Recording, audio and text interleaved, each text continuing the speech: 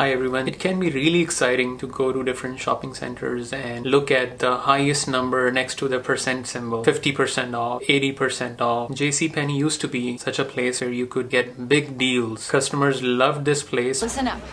There's usually only one dress in each size, so when they open those doors, fan out. Throughout the year, they offered huge discounts on different products. They used to mark the prices deliberately up. They artificially spiked the prices and then put a label next to them, 50% off. Hey, that's cheating! Even with 50% off, those prices were still comparable to the competitors' products. But because customers saw this big number next to the percent symbol, they got excited. Business was booming. Then came their new CEO, Ron Johnson, who wanted to scrap this deceptive practice. So JCPenney discontinued this practice and you could no longer see 50% off, 80% off. You just saw the regular prices. Even though the regular prices were same as before, just because the customers couldn't see those big discounts anymore, within a year, JCPenney lost $985 million in business. And this new CEO, Ron Johnson, I've been reviewing your work.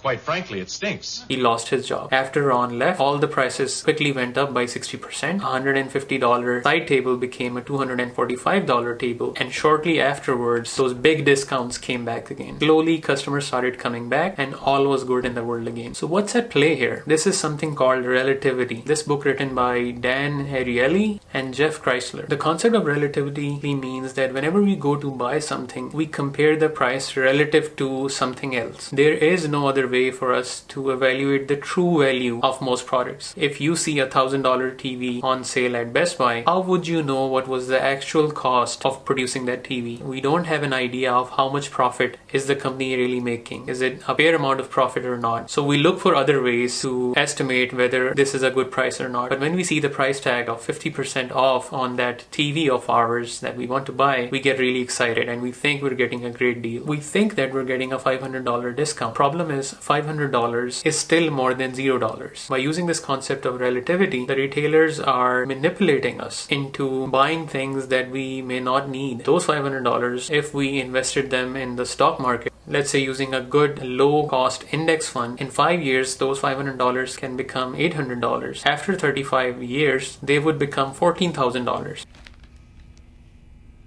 Mexico. All I'm saying.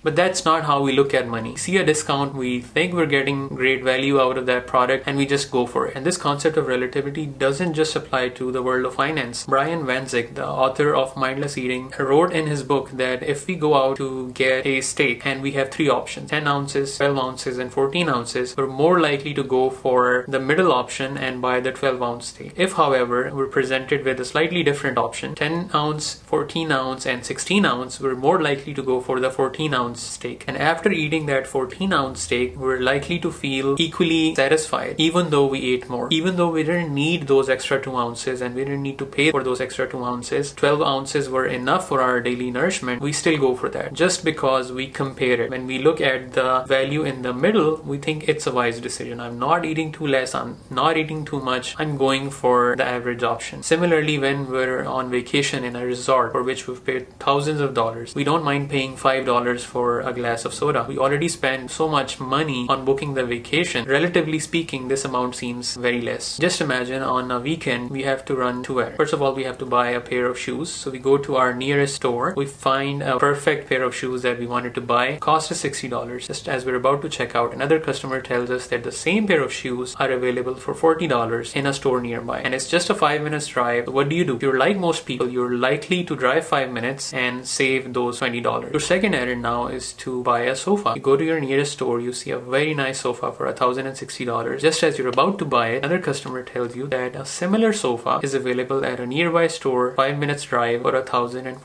$20 cheaper, just like the shoes. What do you do in this case? If you're like most people, you won't go for the second cheaper option. In both cases, you're spending 5 minutes to save $20. But you save those $20, you spend those 5 minutes in the first option and you were buying shoes but not in the second option. It's because we think of things in relative terms. The first scenario, you were saving 33% of your money. In the second scenario, we're only saving about 2%. It's a trap! That's why it is so important to not fall under the trap of relativity so you can make better decisions. Dan, one of the writers of Dollars and Cents, also wrote another very famous book called Predictably Rational. In that book, he did an experiment with MIT students for the subscriptions of The Economist. They divided students into two groups. For the first group of students, they gave them two options. They could buy the web-only version of The Economist for $59, and they could buy the web and print versions for a year for $125. 68% of the students chose the web-only version, the cheaper option, while the remaining 32% chose the print and web option. For the second group of students, they introduced a third option. You could get the web-only version for $59. You could get the web and print option for $125, just like the previous case. Now, they also had a third option of print only for $125. If you think about it, it's just a useless option. And MIT students were smart. None of them went for this option. But guess what? Now, only 16% went for the web-only option, and 84% of the students went for the web and print option. So just by introducing a useless third choice, which no one even went for, they tripled their sales for the $125 option. This is amazing. And we're talking about MIT students here. This is how relativity can manipulate us. Relativity also plays into our daily lives. We often compare ourselves with other family members, our friends, with our neighbors, with our relatives.